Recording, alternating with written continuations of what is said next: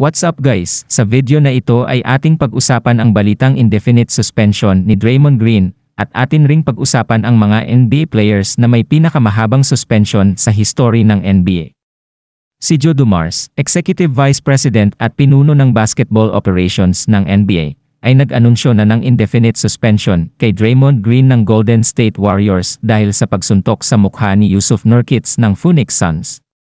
Ang ibig sabihin ng indefinite suspension ni Draymond Green ay hindi tiyak kung kailan siya makakabalik sa paglalaro, pwedeng matagal, pwedeng maiksi, depende sa ipapagawa ng NBA kay Draymond Green at ma-fulfill niya kung anuman ang ipapagawa ng pamunuan ng NBA. Ang indefinite suspension kay Draymond Green ay ibinasi ni Joe Dumars sa paulit-ulit niyang ginagawang pananakit sa kapwa niya, NBA player. Kung inyong matatandaan, noong nakaraang buwan lang ay sinakal niya si Rudy Gobert na nagresulta sa 5-game suspension. At mayroon pang mga expert ang nagsuggest na dapat ay magpa-counseling si Draymond Green.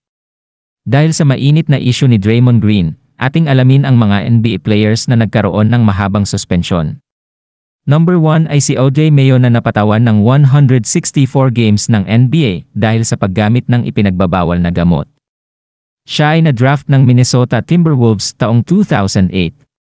Ang pangalawa na may pinakamahabang suspension ay si Ron Artest na naglalaro sa koponan ng Indiana Pacers na nagkaroon ng 86 games suspension nang masangkot siya sa malaking gulo sa isang NBA game at lalo pang lumala ang gulo nang humiga siya sa mesa sa harap ng mga officials at nakipagsuntukan pa sa mga fans.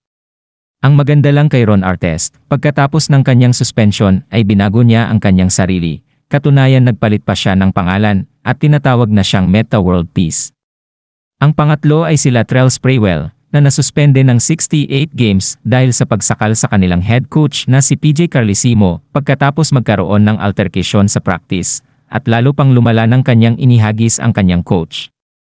Ang pang-apat ay si Gilbert Arenas ng Washington Wizards na nasuspende ng 50 games nang magdala ng baril sa kanilang locker room.